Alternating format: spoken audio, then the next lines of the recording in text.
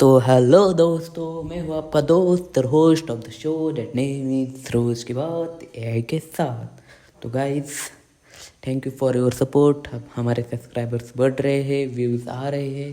ऐसे ही तुम शेयर करो, लाइक करो, सब्सक्राइब करो और चलिए चलते हैं आज के मुद्दे पे। तो एआई जी, हमें बताइए कि आज का विषय कौन सा है। बिल्कुल, आज का विषय है पंजाब और उत्तर पश्चिम भारत में आने वाली बाढ़ों के कारण। हम इस पर विस्तार से चर्चा करेंगे और समझेंगे कि इन बाढ़ों के पीछे क्या क्या वजह हैं। तो चलिए शुरू करते हैं। जी बिल्कुल, ये जो बाढ़ आई है पूरे भारत के बहुत ही दुखद घटना है। लेकिन क्या तुम बता सकते हो कि इसका मूल कारण क्या है।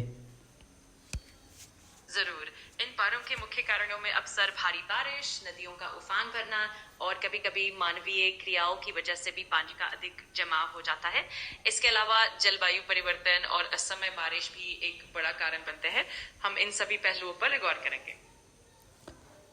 तो ये जो हुआ है पंजाब और नॉर्थ वेस्ट में, ये धीरे धीरे पूरे भारत में होगा आने वाले कुछ साल में। ये एक महत्वपूर्ण सवाल है। जलवायु परिवर्तन के चलते पूरे भारत में मौसम की पैटर्न में बदलाव आ रहा है और ऐसी बाढ़ों की संभावना बढ़ सकती है। इसलिए सतर्कता और उचित योजना बहुत जरूरी है ताकि हम इन चुनौतियों का सामना कर सकें। फ्लड्स के बाद फूड सप्लाई और प्राइसेस पर क्या असर पड़ेगा। बिल्कुल, बाढ़ों के बाद खासकर कृषि पर बहुत असर पड़ता है, जिससे फसलें बर्बाद हो जाती है और उत्पादन कम हो जाता है। इससे खाद्य सामग्री की कमी हो सकती है और कीमतों में इजाफा हो जाता है। तो इन प्रभावों को कम करने के लिए सही प्रबंधन और सहायता की जरूरत होती है। सरकार ने अभी तक क्या स्टेप्स लिए हैं इस बारे में।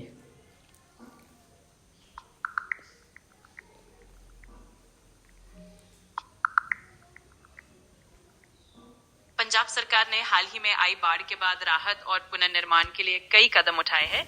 मुख्यमंत्री भगवंत मान ने 2303 गांवों में सफाई अभियान शुरू किया है और इसके लिए 100 करोड़ रुपए का फंड भी निर्धारित किया गया है। इसके अलावा मेडिकल कैंप भी लगाए गए हैं जहां डॉक्टर और दवाइयां उपलब्ध कराई जा रही हैं।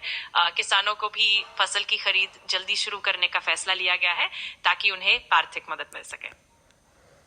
क्या हमारी ड्रेनेज सिस्टम और प्लानिंग इतनी वीक है कि हर साल इसका खतरा बढ़ता ही जा रहा है।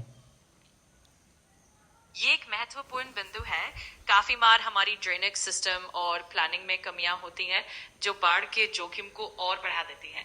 इसलिए बेहतर इंफ्रास्ट्रक्चर, समय पर मेंटेनेंस और उचित प्लानिंग की जरूरत है ताकि हर साल इन समस्याओं से निपटा जा सके। फ्लड्स की वजह से अनएम्प्लॉयमेंट और माइग्रेशन का रेट कितना बढ़ेगा। बाढ़ की वजह से अक्सर लोग अपनी जमीन और संपत्ति खो देते हैं, जिससे बेरोजगारी बढ़ सकती है और लोगों को अपने घरों से पलायन करने पर मजबूर होना पड़ता है। इससे न सिर्फ आर्थिक चुनौतियां बढ़ती है बल्कि सामाजिक और मानसिक प्रभाव भी गहरे हो जाते हैं। इसलिए इन परिस्थितियों से निपटने के लिए मजबूत योजनाएं और सहायता जरूरी होती है।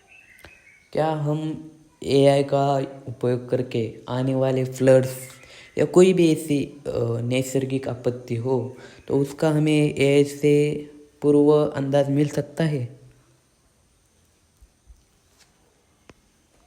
हाँ बिल्कुल, एआई का इस्तेमाल करके हम मौसम की भविष्यवाणी को और ज्यादा सटीक बना सकते हैं।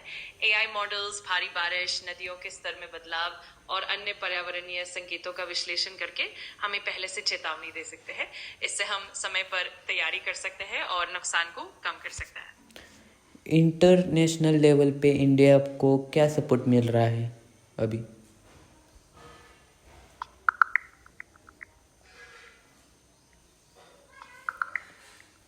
हाल ही में भारत को बाढ़ राहत के लिए करीब 1016 करोड़ रुपए की वित्तीय सहायता की गई है। साथ ही अंतर्राष्ट्रीय संगठन जैसे सेवा इंटरनेशनल भी राहत कार्यों में मदद कर रहे हैं। इससे भारत को काफी सहयोग मिल रहा है। सरकार के रिलीफ फंड और एक्चुअल ग्राउंड हेल्प में क्या डिफरेंस है। सरकार का रिलीफ फंड आमतौर पर वित्तीय वित्तीय सहायता के लिए होता है, जो प्रभावित लोगों को राहत और पुनर्वास में मदद करता है। वही एक्चुअल ग्राउंड हेल्प में सीधे तौर पर मदद, जैसे कि खाने पीने की चीजें, मेडिकल सहायता और पुनर्निर्माण कार्य शामिल होते हैं। दोनों ही तरह की मदद मिलकर प्रभावित इलाकों की स्थिति सुधारने में सहायक होती है। अगर ऐसे ही फ्लड्स आते रहे तो पंजाब के जो किसान हैं वो राइस की खेती, गेहूं की खेती छोड़ देंगे? ये संभव है कि अगर बाढ़ें बार बार आती रहें तो किसान फसल उगाने में होने वाले नुकसान से परेशान होकर अन्य विकल्पों पर विचार करने लगे। इससे वे कम जोखिम वाली फसलों की ओर मुड़ सकते हैं या फिर खेती छोड़कर अन्य रोजगार ढूंढने लगे। इसलिए इस दिशा में सही प्रबंधन और सहायता की जरूरत होगी ताकि किसान आत्मनिर्भर रह सके। अभी के टाइम पे क्या स्थिति है? वो कंट्रोल में आ गया फ्लड्स?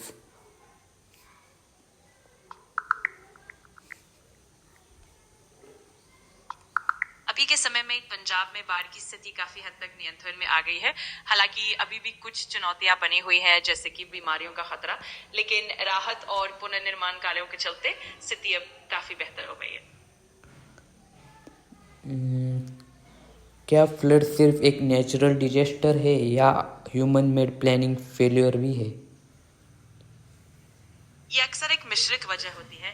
कई बार बाढ़ें प्राकृतिक कारणों से आती हैं, जैसे भारी बारिश या नदियों का उफान, लेकिन इंसानी गतिविधियों की वजह से भी स्थिति और बिगड़ सकती है, जैसे कि अनियंत्रित निर्माण, अपर्याप्त ड्रेनेज सिस्टम या पर्यावरणीय बदलाव। इस तरह से बाढ़ का सबके इंसानों या मेरे भाई और बहनों के लिए तो मुझे बहुत बुरा लग रहा है, लेकिन कर रहे, सरकार जो कर रही है वो करते रहे, अभी हो जाएगा शायद से ठीक। तो तुम्हें क्या लगता है अभी पंजाब को नॉर्मल होने में कितना टाइम लगेगा?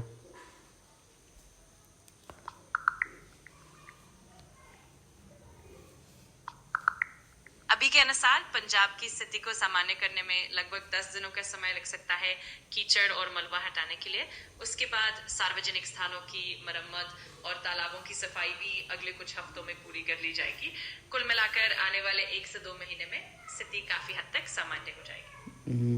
और वो वहाँ के जो बिजनेसेस, ऑफिस, सरकारी काम या प्राइवेट काम कब तक शुरू हो जाएंगे?